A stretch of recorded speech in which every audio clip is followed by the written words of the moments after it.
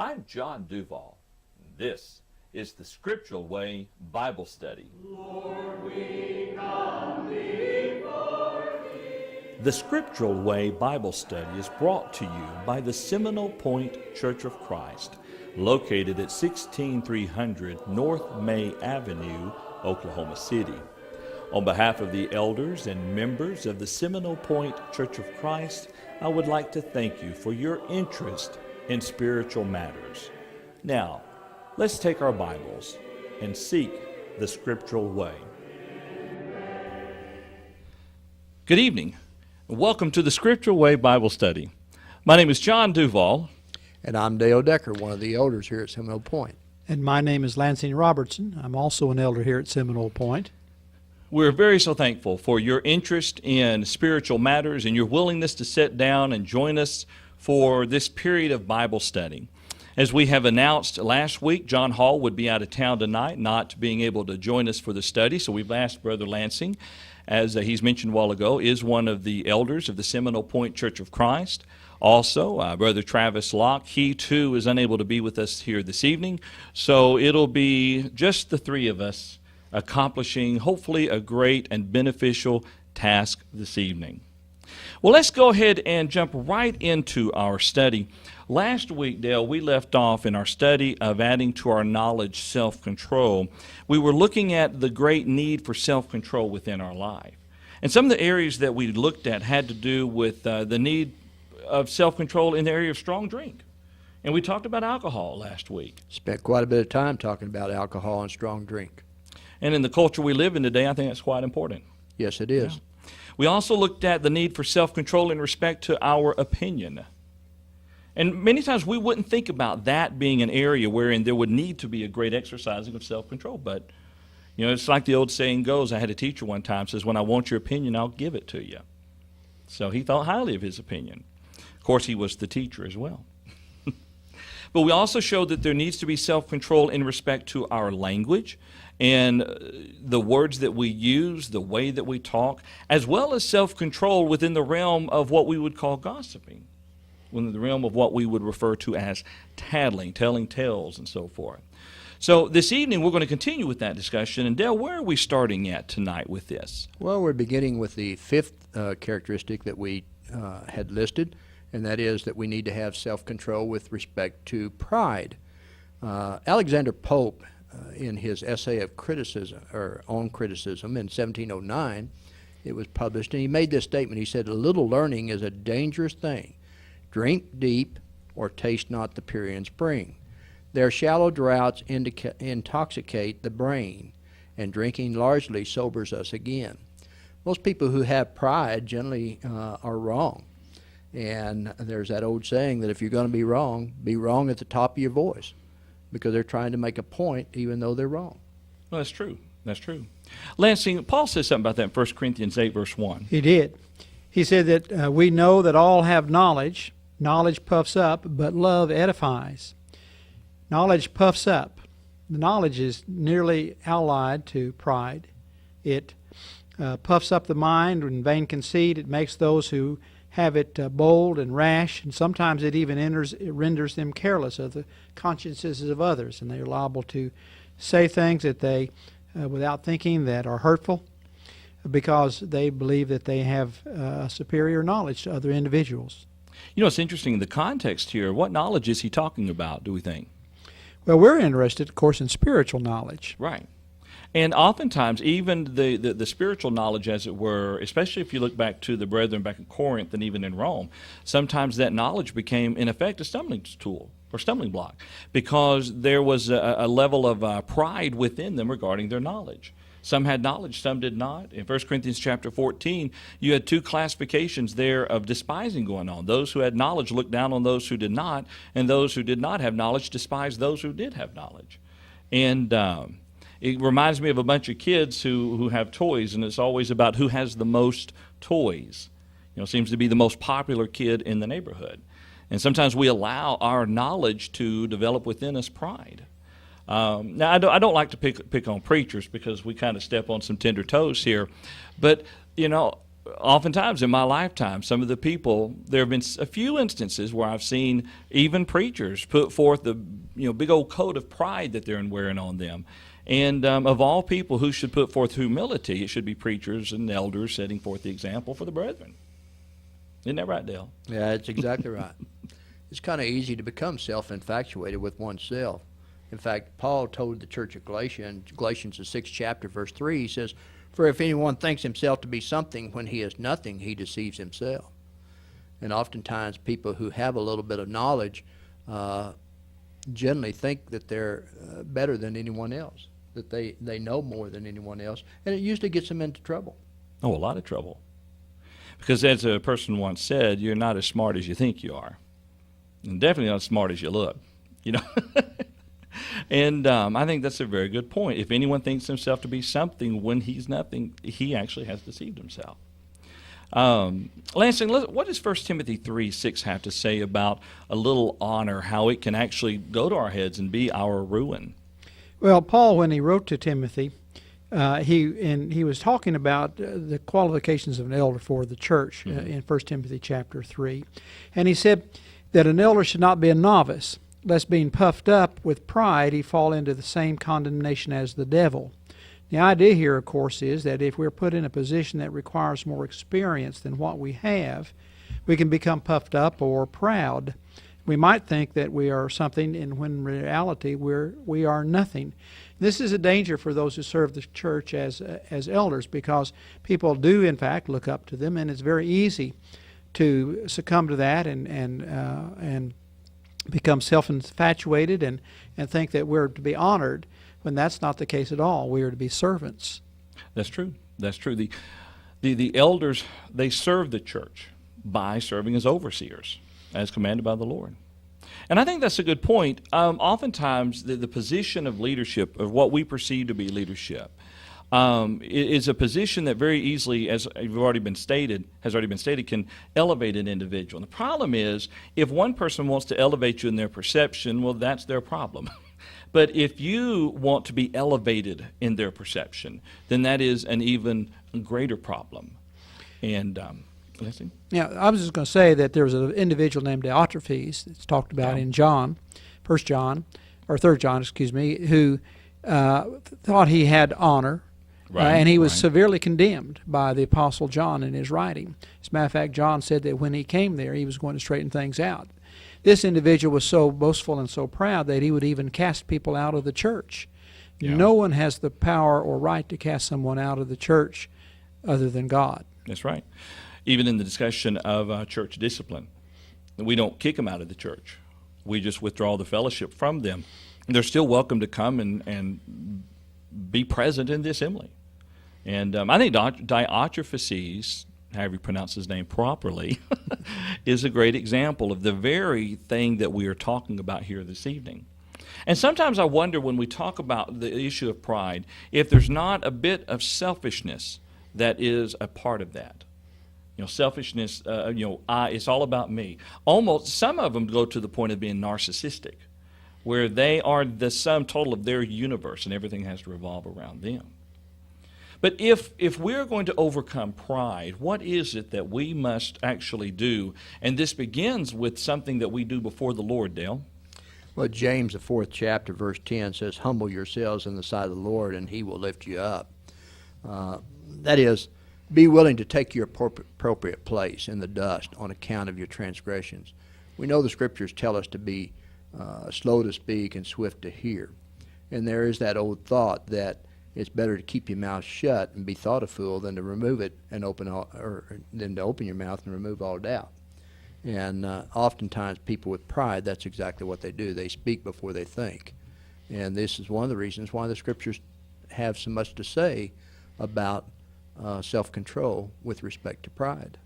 Let me draw to our attention the chat room. And by the way, You can, if you're viewing this live, you can participate in our chat room. You should see a link below the viewing window if you're at scripturalway.org. If you'll click on the chat option, it'll open up a chat window.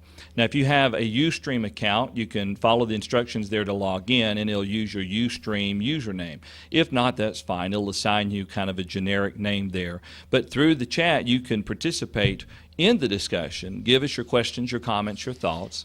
If you'd like to email us your questions, please feel free to do that at questions@seminolepointcfc.org. Now, the reason why I bring that to light at the moment is because there's a couple of comments in the chat room.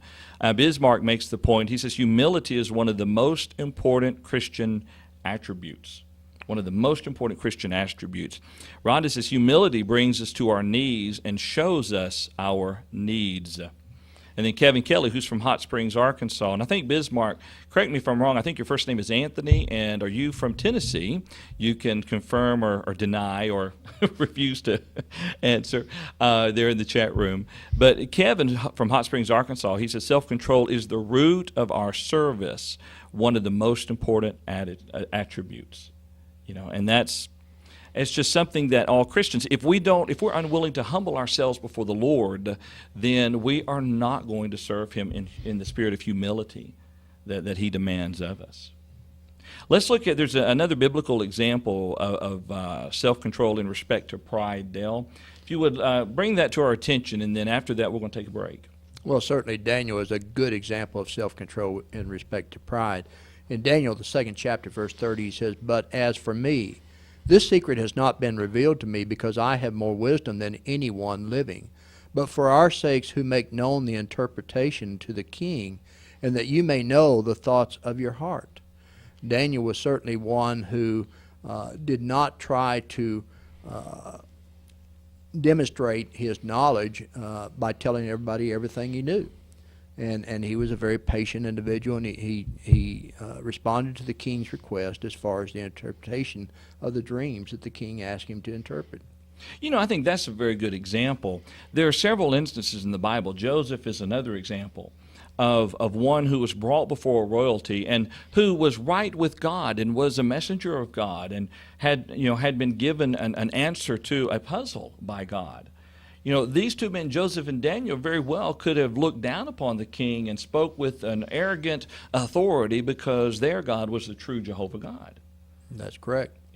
But they didn't. Nope, they sure did not.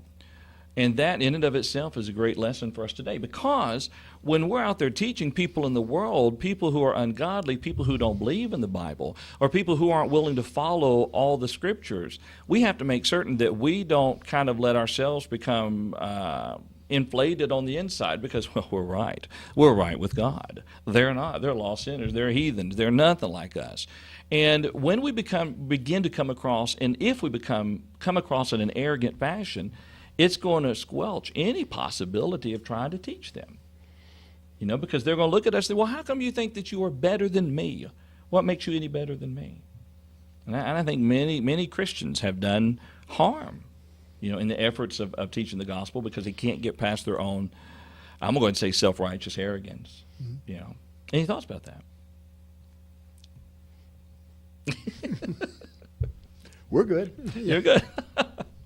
Well, let's go ahead and take our break here. And when we come out of the break, what we're going to do is step on to the next area where we need self-control within our lives. And I think this area is very, very crucial to our living faithful unto our Heavenly Father. So if you would, stay with us, and we will be right back. Hello, I'm Ron Witt, one of the elders of the Seminole Point Church of Christ. On behalf of the elders and members of the Seminole Point Church of Christ, I would like to invite you to be our guest at any of our worship services and Bible classes. The meeting place of the Seminole Point Church of Christ is located at 16300 North May Avenue, Oklahoma City, Oklahoma, zip code 73013. The Seminole Point Church of Christ meets Sunday mornings at 9:30 for Bible classes, 10:30 for worship service, and 5 p.m. for our afternoon worship service. We also have Bible classes on Wednesdays at 7 p.m. In addition to our regularly scheduled Bible classes and worship services, we also have a Bible class on Tuesday morning at 10, this live netcast at 7:30 p.m., and a ladies' Bible class which meets once a month. Whether you live in Oklahoma City area or you are traveling through Oklahoma City, we would love to have you come and be our guest. We have Bible classes for all ages. Now, let us return to our study. Thank you very much for returning with us to the continuation of our study. A while ago, I referenced Mr. Bismarck, and his name is Anthony, and he is from Columbia College View. I believe he's a member of the College View Church of Christ. You may recognize that name because we have mentioned before that on Thursday nights at 8 o'clock Central Standard Time, the College View Church of Christ does an internet-only Bible study. The teacher of that is Greg Gwynn, and his son Jacob Gwynn sits in and joins him in that teaching process. So if you have time on Thursday night, take that opportunity to tune into their study. That is at thevirtualbiblestudy.com. Jacob did tell me that he is in a gospel meeting this week at where he preaches, so it'll just be his dad on Thursday night during the course of that study, or he may have a guest come in, and so that's why he's not with us this evening in the chat room. One more point, Kevin made the point there that how quickly does it turn people off if someone is arrogant? So definitely keep that in mind. Well, let's move now to the next area. Lansing, why don't you introduce the next area wherein we need to exercise self-control? We need to exercise self-control with respect to the sin of covetousness. We are usually dissatisfied with our own state in life, and we always want, it seems, more. Our neighbor might buy a new car, and we might covet it. We might want a bigger house, or someone we know has a bigger house. We might want a better job so that we make more money. And the list might go on and on and on. Covetousness, though, is a serious sin, and basically it's a mental sin, or it can be, and it could lead to something that's even physical. But it's strictly forbidden in the Scriptures. Absolutely. Matter of fact, Paul says something pretty strongly about it there in Romans chapter 13, verse 9. Let's look at that for just a moment. He says, "For the commandments, you shall not commit adultery, you shall not murder, you shall not steal, you shall not bear false witness, you shall not covet, and if there is any other commandment, are all summed up in this saying, namely, you shall love your neighbor as yourself." Mm-hmm. And so we find within there that there's an example in the Old Testament that's of great interest with regard to the sin of covetousness, and it involves a king of Israel named Ahab, who had a wife that most everyone will recognize. Her name was Jezebel. Yeah. And this story is related in 1 Kings chapter 21 in the early verses. Ahab had a neighbor named Naboth, and Naboth owned a vineyard that Ahab wanted, and he offered to buy it from him, but Naboth wouldn't sell. And Ahab was so covetous that he was willing to condone murder in order to obtain that vineyard. He wasn't willing to do the murder himself. Jezebel arranged that for him, but he was perfectly willing to take the vineyard based upon after that sin of murder. So covetousness is an inordinate desire for something that belongs to another person, and in its worst form, it's a desire that would cause a person to actually take what belongs to another person if he could get away with it. It controls you that much. Mm-hmm. I like the story that you just mentioned there, because when you're reading that, he goes home and he's crying on his bed. Ahab was. Pouts. He pouts. And his wife has to come in and salvage the day. Yeah, and it's... And now one might say that is an extreme case of how far covetousness will lead.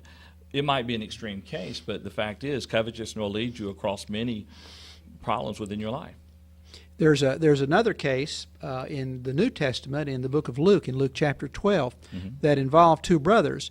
Now, there's no mention of anything that's untoward with regard to some physical act on their part. Right. But Jesus uses that occasion to teach a parable concerning covetousness.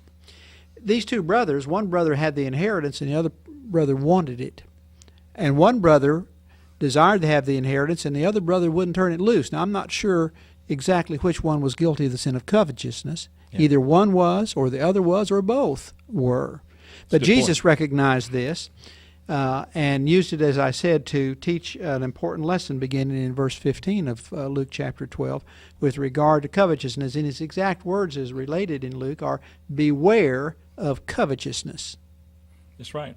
As a matter of fact, Dale, when you look at Ephesians 5, verse 3, I think we find there that it's not even supposed to be named among the saints. Is that right? Well, that's correct. The Apostle Paul, he had a lot to say about covetousness.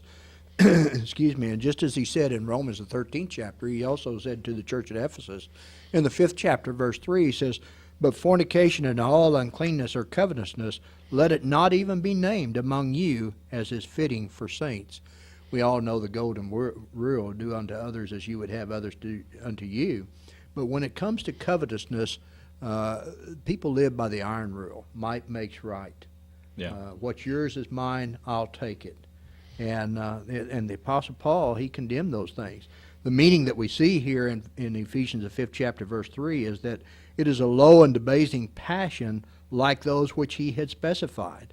You remember it was included along with adultery and murder. These are pretty serious crimes, and covetousness is right there with it.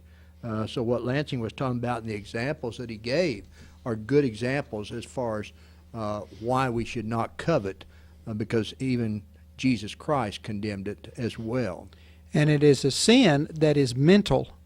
That's correct. You can commit this particular sin before the Lord and not do anything physical to your neighbor or anyone else. It is all self-contained in your own mind. That's right. You know, in the chat room, they brought out another good example, and that is David coveting after Uriah's wife. You know, he coveted after her, and it all began within his mind and then progressed from there. And the point is that we need to understand that since it's in our mind, it is a mental sin. No one knows of it but us, if we recognize it, and the Heavenly Father. That's right. Well, now here's an interesting question, completely aside from this, but I think it's a good question. You know, can an individual be guilty of a sin that is not physically committed? Yes. That's right. In Matthew 5:28, if a man looks after a woman to lust after in his heart, he's committed adultery with her already. So, you know, covetous, I think it's an excellent point. It is a sin that begins within one's mind, and it may not ever be manifested outwardly. But if it begins in the mind, then it's been committed. That's a good point. A very, very good point. Well, even Paul makes that point to Timothy in 1 Timothy chapter 6, verses 9 through 10, talking about the desire for wealth often leads to ruin, because he was saying, but those who desire to be rich fall into temptation and a snare. We're talking about the mental aspect here. And he says, and into many foolish and harmful lusts which drown men in destruction and perdition. For the love of money is a root of all kinds of evil, for which some have strayed from the faith in their greediness and pierced themselves through with many sorrows. I think that's so true. It's so true. You know, I think about two things here, and we'll go ahead and take a moment to bring it out. One of to me, the best arguments that you can use covetousness for, as far as to show something that is ungodly, is the subject of gambling. You know, I've heard many good lessons on the subject of gambling and why Christians shouldn't gamble. But the most solid reason that I believe the Bible teaches why we shouldn't engage in that type of behavior is gambling is fed or feeds on covetousness. It's that plain and simple. Whether you're talking about the lottery tickets at the local convenience store, or you're talking about someone going all the way to Las Vegas, the majority of the people, and you'll have some who claim they go just to have fun, but the majority of the people do it because they want more. It's driven by covetousness. And the individual here, as he's talking about there, those who desire to be rich, they fall into a temptation and a snare and many foolish and harmful lusts. You know, and it's, but then I heard a story of a preacher one time. We'll use a preacher again as an example. He did not gamble. He would not gamble at all. It was a sin. You'd go to hell. But anytime the local grocery store was doing the little bingo things that you'd get stamped put on, he would travel to every single grocery store within, a good area, you know, so also that he could play the bingo game. Now, I'm not against someone entering into a contest if they don't have to pay any money for it. But if you're driven by covetousness, what's the difference? You know, when you think about that, the people who gamble, especially with the lottery and everything, are probably the people who can least afford it, but they're trying to get something for nothing. Yeah. And even God tells us in the Scriptures that we are to work for a living. This goes all the way back to Genesis when he kicked Adam and Eve out of the garden. He said Adam will toil the ground. Paul, the Apostle Paul, in Acts the 20th chapter, verses 33 and 34, he says, I have coveted no one's silver or gold or apparel. Yes, you yourselves know that these hands have provided for my necessities and for those who were with me. We are expected to work for what we get, not expect someone else to give it to us. And when it comes to the work of the church, if we hold back because we're wanting a bigger boat or a bigger house or a newer car, these things, then we're robbing God. And we cannot do that. You know, the church has a mission, evangelism, and God expects us to be a part of that. In fact, Mr. Hines, whether we realize it or not, and I don't know if he's a member of the church or if just how much religion he has, but his motto was, God first, pickles last. And he made his fortune from beginning with pickles. Now he has everything. J.C. Penney, he gave 50% of everything he made before he paid his employees. Really? He did. Wow. And this is the kind of attitude that we should have as well, that if we are truly desiring a spiritual growth, that we serve God first and we give to him first. Even you go back to the Old Testament examples, you go to Cain and Abel, you give of the first fruits. Right. The Israelites were taught to give first and then take care of themselves. God tells us that if we do these things, he's going to take care of us. Yeah. There's no room for covetousness. That's exactly right. Yeah. Well, right thinking will keep you from the sin of covetousness. Well, that's a good, I like that. I like that. Write that down, accredit it to Lansing Robertson. I'm serious, though. Right thinking will keep you from covetousness. I'm going to bring in one passage that was brought out in the chat room and referencing Romans 12:2, and be not conformed to this world, but be ye transformed by the renewing of your mind, that you may prove what is that good and acceptable and perfect will of God. And I think that goes along with that very well. Very well. So very, very good thoughts with that. Well, let's continue now. We've looked at pride tonight. We've looked at covetousness tonight. And these are definitely, as already been stated, are sins that begin within the mind. But now I want to talk about fleshly desires. Again, something that starts within the mind, but oftentimes truly is manifested in an outward fashion. And so, Dale, let's look at that for a moment. We need to have self-control with respect to our fleshly desires. Well, that's exactly right. All human beings have passions of various kind. You were talking about lust a while ago. Mm-hmm. And Jimmy Carter, for those of you that remember Jimmy Carter, when he was president, he did an interview with Playboy, and he made a comment in that interview that he and he was a Baptist, I assume he still is, said that he lusted after women and that he recognized that it was a sin. We had another president, and there's been several presidents and several men in leadership positions that have fallen because of their lust, because of their fleshly desires. Bill Clinton had an affair with Monica Lewinsky. He was impeached, but he wasn't impeached for the affair. He was impeached for lying about it. And our latest example is Tiger Woods. And everybody knows about that because he's made the press and he's back in the news again today. And his comment was, I still have a long way to go in recovering, because he's saying that he is addicted to sex. Well, the only reason why we bring those out is because they were publicly well-known characters whose sin was brought out to the public light. That's exactly right. You know, it's not like we're gossiping. No, these are in examples. the press. Even among preachers. You know, I've known several preachers within my lifetime who have fallen, who have lost their families, who have fallen away even from the Lord because they allowed themselves to be overwhelmed and overtaken by their fleshly desires. And it's tragic. It's tragic to see this happen.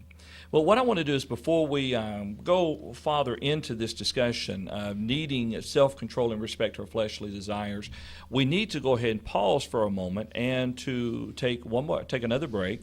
So if you would, stay with us and kind of be thinking about this as we're talking about the need for self-control in the area of fleshly desires. And if you're in the chat room with us and you want to give us a couple of examples of maybe how this world is making it a challenge upon Christians, feel free to list some of those, and we will then introduce them into our discussion. So stay tuned, and we will be right back. Hi, I'm Rhonda. I'm a member of the Seminole Point Church of Christ in Oklahoma City, Oklahoma. The Seminole Point Church of Christ has outstanding Bible classes for all ages. We have teachers who are dedicated to teaching God's Word in insightful and energetic ways. Please come visit us and bring your children. They will love our Bible classes, and you will be benefited. Hello, my name is Dale Decker. I am one of 4 elders here at Seminole Point Church of Christ. We are very fortunate to have a Bible-loving group of Christians here at Seminole. We have 7 deacons that work very hard in making sure that those things that are not directly related with the teaching and preaching of God's Word are done. Our Bible class teachers are second to none. We have Bible classes for all age groups. Our goal is heaven, and we make every effort to ensure that the Word of God is taught at every age group. We hope that you will come and check us out. You will find that we are a very friendly and loving congregation. We are located at 16,300 May Avenue in Oklahoma City. And now back to our study. Well, let's continue now with this discussion of the need for self-control in respect to fleshly desires, Dale. Yeah, the Apostle Paul in Romans the 13th chapter made this comment, verse 14. He says, "But put on the Lord Jesus Christ and make no provision for the flesh to fulfill its lust." Peter in 1 Peter chapter 2, verse 11 says, "Beloved, I beg you as a sojourner and pilgrim, abstain from fleshly lust, which war against the soul." And then John in 1 John chapter 2, verse 16 says, "For all that is in the world, the lust of the flesh, the lust of the eyes, and the pride of life, is not of the Father, but is of the world." We've got several examples that we can look at, but I might mention, before we look at maybe some of the biblical examples, we need to consider ourselves, how we dress and everything, and even around swimming pools when you have mixed swimming. Lust takes place because of the fact that people are dressed inappropriately, and it's only natural that people have fleshly desires. So as a man and as a woman, we need to take in consideration the kind of dress that we're wearing, the kind of clothing, so that we do not cause someone to sin because of us being inappropriately dressed. Well, it's somewhat ignorant of an individual to think that their appearance isn't going to cause anyone to lust. The very nature of man and woman was created by God. And this nature is designed for the opposite sex to attract one another in the respect of heading to marriage, wherein is the lawful fulfillment of the sexual desires. And so when you're married, it's okay for the husband to lust after his wife all he wants. There's nothing wrong with that, and vice versa. But our society knows full well the desires of the man towards a woman, vice versa. And they know what causes a man to look towards another woman and to lust after her. And so if our society recognizes it, designs clothes accordingly, and develops movies that will try to bring in the male audience because of what it has in it, then Christians need to carry about within themselves the same understanding. And, a Christian woman, when she is getting addressed, or a Christian man, he needs to honestly ask himself, if I'm seen out in public, what will other people think? Is it possible someone will lust after me? And be honest about that. You have to be very honest. Rhonda teaches a ladies' Bible class here, and I know one of the things that she's taught, and a lot of women don't think about this, but when you're sitting in the pews and the men are passing around the Lord's Supper, they're looking down because they're standing above you. And women, if you're wearing some low cleavage type dress or blouse, you are creating an environment where the male may lust or have a fleshly desire there that is unhealthy for his spiritual life. Well, I'll tell you a story I heard a number of years ago, and this story goes. I heard it as a kid, and it goes back to actually during the mid '70s with the whole miniskirt craze and everything. There was a church, and in one of the Bible classrooms, though it was set up, you had two tables facing each other across the room, and the boys sat at one and the girls sat at the other. Well, a lot of these young girls were wearing their mini skirts because that was the craze and that was the trend, and mom and daddy was letting them wear it. Well, the boys were talking to their parents. They've got a problem because they're sitting there, and across the room are these girls, little girls sitting in mini skirts there, and they can see up underneath the table. And so the parents went to the elders of this congregation and said, "We've got a problem." Well, they solved it. They just sewed a skirt around each table. And that wasn't a solution to the problem. It was a convenient solution because they didn't have to really address the subject of apparel. But that wasn't the solution. And just like what you're saying there, Dale, a lady needs to stop and think, when she's sitting there in the pew, how much attention is she going to pull from the fellow who's passing the plate? Well, I would That's a very good also, point. it's not just the women. I have this thought that if it's inappropriate for a woman to jog down the road without a top, then why isn't it inappropriate for a male to wear a top? I mean, a male should wear a top instead of being topless. Yeah. Because women look at a healthy body and they can have fleshly desires just as a man can. Do you have to have a healthy body for that to apply to? Well, they have to have a better body than mine.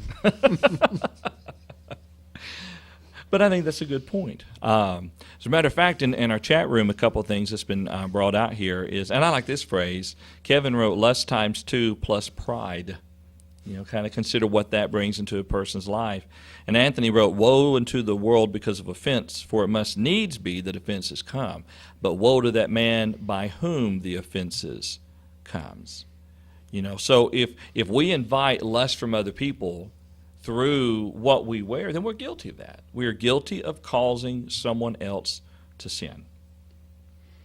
And that's just that's not something you want to have on your soul, on your conscience when you stand before the judgment. The throne of God. Imagine you're standing there, and the very person in front of you is one who had lustful thoughts about you, and he ends up going to hell, and you follow him because of what you wore and the fact that you led him to those lustful thoughts. Something to consider. Well, Dale, give us an example of self-control in respect to apparel. Well, I like the story of Joseph in Potiphar's house in Genesis, the 39th chapter, verses 7 through 9. It says, "And it came to pass after these things that his master's wife cast longing eyes on Joseph. And she said, Lie with me. But he refused and said to his master's wife, Look, my master does not know what is with me in the house, and he has committed all that he has to my hand. There is no one greater in this house than I, nor has he kept back anything from me but you, because you are his wife. How then can I do this great wickedness and sin against God?" We know that that Joseph literally ran from Potiphar's wife.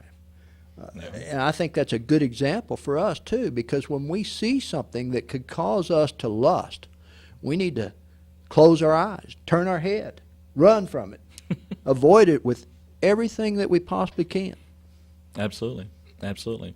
Matter of fact, I think it's in Paul's letter to the church in Thessalonica, one of his letters. But anyway, he makes the point that we are to abstain from all forms of evil. Abstain from all forms of evil. If you look up and you see evil coming, you get out of the way of it. You stay away from that evil. Nancy, what are your thoughts? Well, when you were talking about miniskirts a moment ago, back in the 1960s and early 70s, I was maybe in my late 20s and early 30s, and I remember those days well. And I know of an older man who refused to work on the Lord's table, to serve the Lord's table. And his reason was that he did not want to look at legs as he was serving the Lord. With regard to Joseph, the Bible describes Joseph as being a very attractive man. It says he was comely. Well, he was handsome. Yeah. I have no doubt that Joseph was properly dressed when he was in in Potiphar's home, but still he knew to flee. Yeah. And he was a servant. Yes. And he was a Hebrew, and amongst a bunch of Egyptians. So I think that's a good point. And matter of fact, in talking about society, comments made here in the chat room says society justifies sin of the flesh because it says you should allow yourself to be surrounded by lustful behavior. It surrounds us in the media everywhere, and just walking down the street. We're talking about examples when we're in the process of worshiping God. But if you're driving down the road, husbands, and out of the corner of your eye, you see a young lady wearing a pair of white, really short shorts, don't take that second glance. You're liable to get hit. And we're talking about self-control over ourselves. We can't always help what enters the field of our view as we're just living our life, but we can help the second look. We can help the way we react to that. Matter of fact, Lansing, in 1 Corinthians 9:27, the Apostle Paul made a very good point about self-control. He did. Paul was very conscious about this, and especially in ancient times. We think things might be bad today, but there was immodesty in ancient times as well. Yes. Paul said, I discipline my body, and I bring it into subjection, lest when I preach to others, I myself should become disqualified. Here you have an apostle of Jesus Christ who was concerned about his own soul and recognized the need for him to discipline his body. Yeah. And so this tells us, doesn't it, that we can control ourselves. We can control our bodies. As a matter of fact, Paul said that individuals that he came in contact with and knew him could use him as an example. Paul made every possible use of the means to subdue corrupt and carnal inclinations, and to demonstrate that he was not under the influence of any type of evil passion, but wholly a servant of the Lord and dominated by the gospel and preaching the gospel. That's true. That's true. One little thought that was brought out about the story of Potiphar's wife. Rhonda says, talking about Potiphar's wife, she was the one guilty of lusting. So yes, women do lust after men. Just goes to show, and that shouldn't surprise us. Look at the culture that we live in today. I mean, it's rampant. It's a two-way street in regards to that. And Kevin Kelly says, one comment after what Rhonda said says, women don't have to look twice at men, that's for sure. Yeah. But Kevin Kelly says, it is a lot of work to discipline your mind, therefore body. We need to recognize it. A lot of work. And, and here's the thing, sometimes we talk about controlling ourselves. It's not something that's going to happen overnight. Even someone that's been raised in the church is still a challenge. It's just as much a challenge as it is for someone who's been raised in the world and then is brought out of the world at an older age. We all face the same challenges there. So, any other thoughts or comments about that, gentleman? I think that this is probably something we always need to keep in mind in the church, is that particularly our young people, this is when their hormones really start raging, and oftentimes they don't even know how to handle them. Sometimes it's good if you can possibly do it to separate the boys and the girls into separate classes so that you can teach specific things to each one of them on how they should behave themselves and in their development, their spiritual development, how they can control their thoughts and their actions. That's a good point.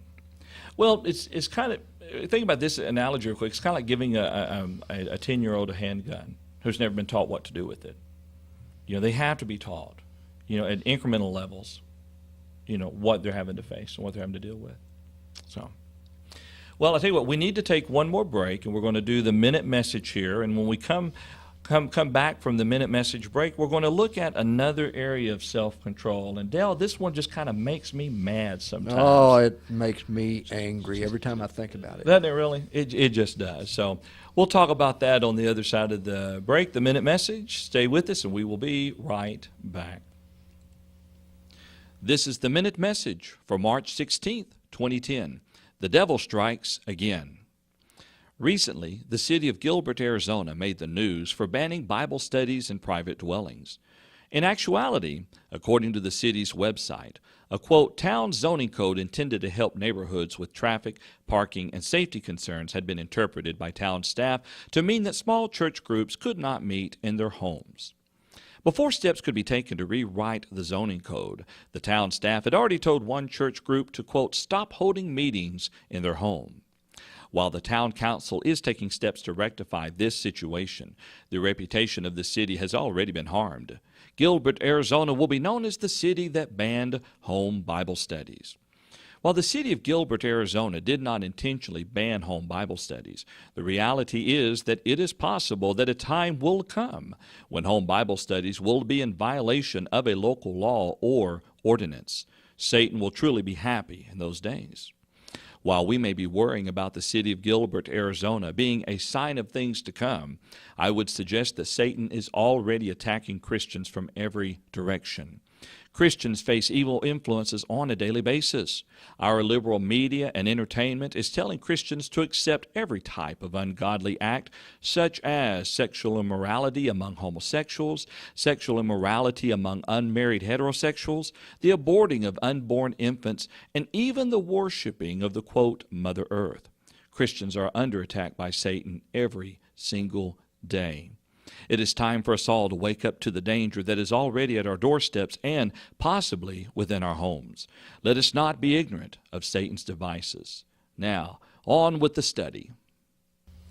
Well, Dale, Lansing, let's approach another necessary area in respect to self-control. Do you think anyone ever loses their temper? Well, I know I've seen people lose their temper before, and they sometimes have too much temper. It's easy to lose if you've got too much of it, I suppose. And some people have a reputation of having a temper, and we talk about them. Well, that fella has a temper. We and call them hotheads, don't we? Something like that. And we need to strive not to do that. We need to not lose our temper, because losing your temper can cause you to do some things that you'll be sorry for. It's almost, in a way, like the effects of alcohol, in a roundabout way. You'll react as a result of it and then regret it later. You made the comment, you don't lose your temper unless you have too much temper. It's like when you pour a glass of milk for a 5-year-old. You only pour about half a glass. So if he spills it, there's not that much to clean up. I may be wrong in this, but it seems to me that when we were younger, I know in my case, I did have a temper when I was younger. I could probably even be considered to be a hothead. It wasn't hard for me to lose it because I had too much temper. I can see that. But as I've gotten older, there's still a few people that say I'm stubborn, but they appreciate the stubbornness I have now because I have learned to keep my mouth shut. Well, now I'll say that I'm the reverse. As I get older, I find that sometimes it's just a little bit harder to hold my peace. Whenever I was young, you might say I was easy to walk over. A salesman could get me on the phone and keep me on the phone for 30 minutes to an hour, and I would never have enough guts to hang up on him. And now it's just, thank you. I'd be polite and I hang up, politely hang up on him. The point is, though, with everybody, it's different, isn't it? It is. And it's sometimes it's when we talk about this, we really can't judge one person based on ourselves. The fact is we're all supposed to control our tempers. We're all supposed to exercise self-control. I think actually there's a great example found in the Old Testament about this, isn't there? Yeah, in fact, Naaman is a good example. This is found in 2 Kings chapter 5. We'll look at specifically verse 12. But as you know, Naaman was a commander in the army. When you have this kind of rank, you would think that you would have self-control over your temper. Naaman, of course, had leprosy, and the prophet told him to go and immerse himself 7 times in the river Jordan, and told him that he would be cleansed if he would do this. But this was not satisfactory for Naaman, and he actually became angry over it. And verse 12 says, he said, "Are not the Abana and the Pharpar rivers of Damascus better than all the waters of Israel? Could I not wash in them and be clean?" So he turned and went away in a rage. He was angry. You know, it took him a while to settle down, and when he finally settled down, he did exactly what the prophet told him. And when he did what the prophet told him, then he was healed. But his anger almost cost him his life. Absolutely.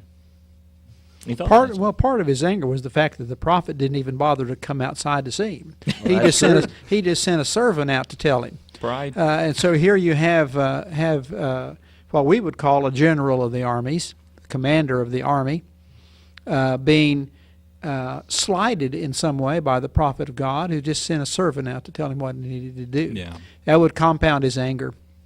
Definitely. Because he felt like he wasn't being respected. Yeah. Not honored.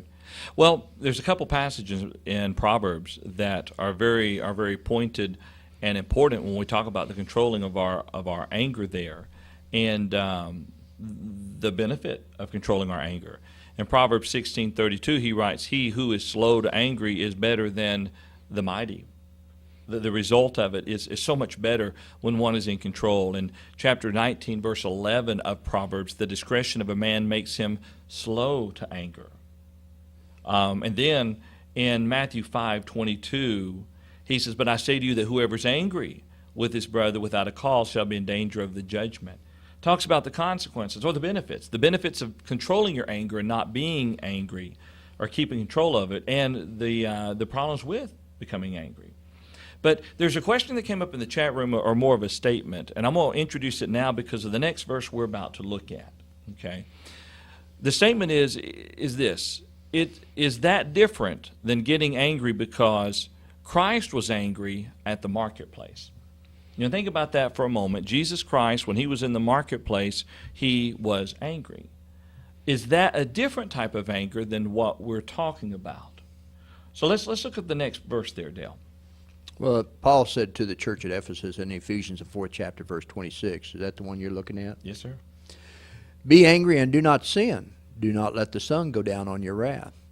Now, when you look at that phrase, be ye angry and sin not, or be angry and do not sin, while this language is in the imperative form, it must, however, not be understood as a command to become angry, because it would be directly in conflict with the graces of meekness, gentleness, long-suffering, forbearance, and patience, all of which are taught by Paul as essential Christian virtues. It must therefore be understood only as a warning to be watchful when overtaken by anger. The sense might be well expressed thus: "Let not anger cause you to sin." Psalms 4, verse 4. May be a good remedy in anger or vexation. "Be angry and do not sin. Meditate with your heart on your bed and be still." Those are good verses. Anger is essentially an emotion, is it not? It is. It is. And we have a difficult time controlling our emotions. And I don't believe there's a man alive who could not become angry under certain circumstances. But the point is that we're to have enough training, especially spiritual training, that we can bring that anger under control and and control it to the point that it would not cause us to sin. That's right.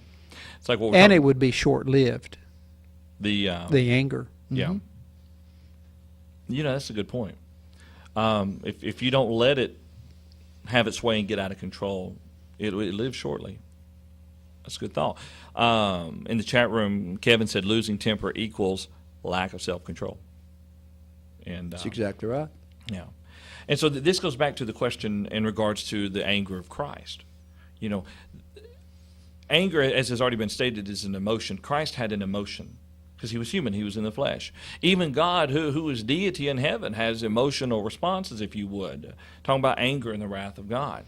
The key is not letting that anger push us to the point where we do something that violates the Word of God, where it gets out of control and begins to control us, and we not control it. Lansing, look there for us. We're talking about the idea of let not the sun go down upon your wrath, because that's the latter half of the Ephesians 4:26 text there that we read. Let not the sun go down upon your wrath. Wrath is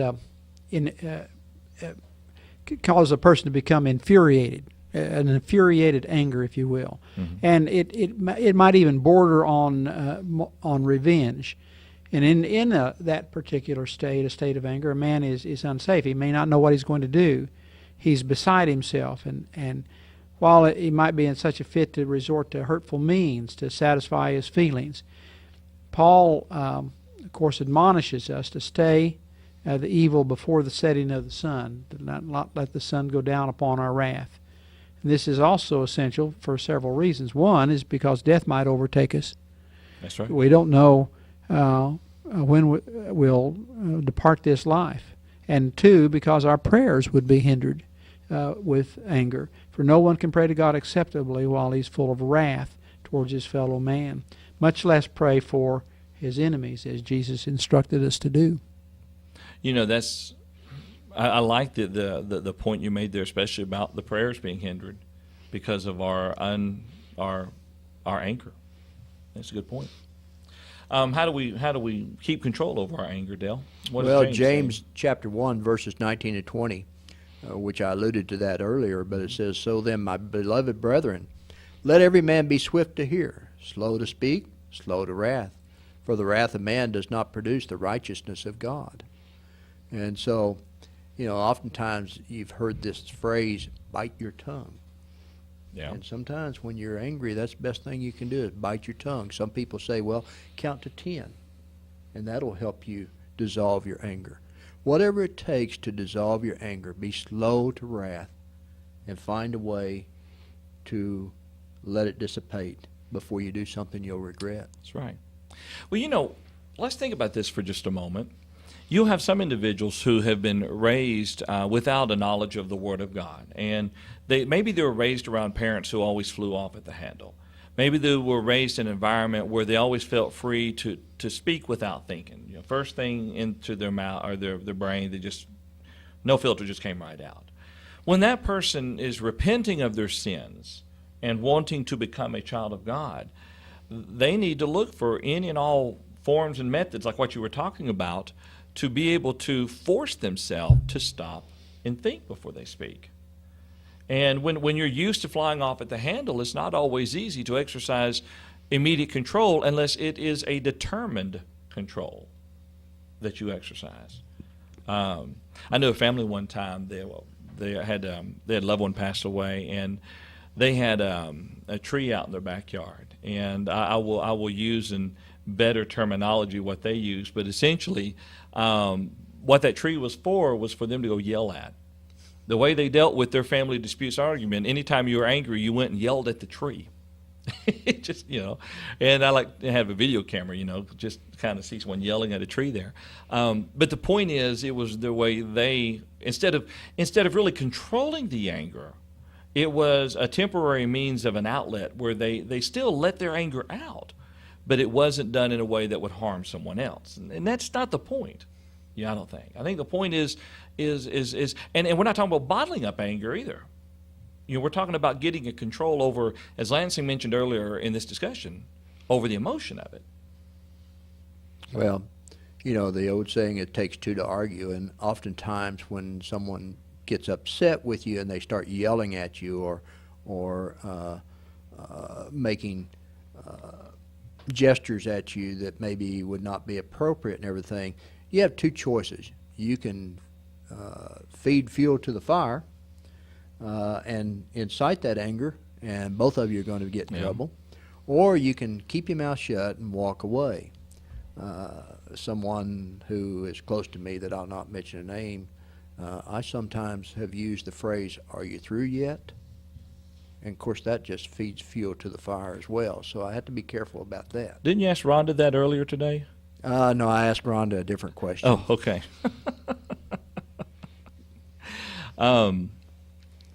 Here's a question in the chat room, and we really don't have time to answer it, but I think, we have a minute or two if you want to tackle it. But the question is posed, does raising our voice fall under losing our temper or just getting angry? I wonder if that's one of my kids asking. Well, that's a good question. It is a very good question. But I guess we should ask the question to follow up with that is, why are you raising your voice? Are you raising your voice to make a point? People do that oftentimes in a speech, Right. They will raise their voice to emphasize a particular point.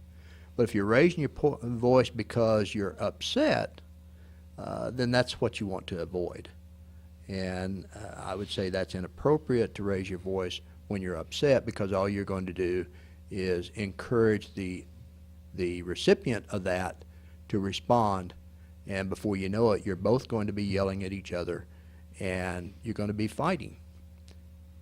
And that is not good for your spiritual soul. I think it's a good point. Lansing, what are your thoughts? Nothing. I can't improve on that. Well, I can. No. Actually, I can't. I think that's a very good way of putting it. I knew a teacher one time, though. She would raise her voice, but once I learned the teacher, she wasn't really mad. It was her way of getting her point across to the children. When they weren't listening, when they were being disruptive, she'd just yell at them. I thought, man, she's mad at them. And then as soon as class was over, she'd turn around and we just talked. She's just happy as the day is long. And I realized that, she's putting on an act for them, show. And I tend to agree with what you said, Dale, though. If we can keep from raising our voices, we are much better communicators, in situations like that. There is probably one other example, and not really an example, but a person who is hard hearing oftentimes will talk in a very loud manner. But whether it's anger or not, in the verbiage they're using and how they're communicating. And sometimes you have to just understand that some people are hard hearing, and maybe they are wearing hearing aids, but maybe the battery's not working. So you have to be patient with those individuals. That's a good example. Good point. Well, we've reached the end of our study for tonight. We have not yet made it all the way through lesson number 4. Next week, we will continue through lesson number 4. We'll finish it up and step on into lesson number 5. If you will come back to the website during the course of this week, I'll have a link posted on the live broadcast page for the upcoming lesson number 5. But later on tonight, if you've missed any of tonight's study, you can go back and view it as a replay on the live broadcast page. And then later in the week, we'll have a better quality under the previous broadcast settings there. There's a possibility that John may be back with us again next week. But Lansing, if he's not able to, would you be willing to join us? I'll be happy to. I've enjoyed very much being here, and thank you for the invitation. I appreciate you sitting in on this discussion. I have wanted to, for some time, and we'll do this as time goes on, introduce you to more of the elders of the Seminole Point Church of Christ. It'd be good if you get to know them and to have an opportunity to study with them through this means of study. Well, thank you very much for your time and your attention. Remember, the Scriptural Way Bible study is brought to you by the Seminole Point Church of Christ. If you want more information about the Seminole Point Church of Christ, there's a link at the top of the Scriptural Way page. Just click on it. It's Seminole Point. That's spelled with an E, Pointe.org, and that'll give you all the information that you need to know about us. If you have any questions or comments, please feel free to send them to us at questions@seminolepointcofc.org. Gentlemen, any other thoughts or comments for tonight? No, it's been a good study, and I certainly have enjoyed Lansing being with us tonight. He's brought some good insight to some of the things we were talking about, and I appreciate that. I agree with that completely.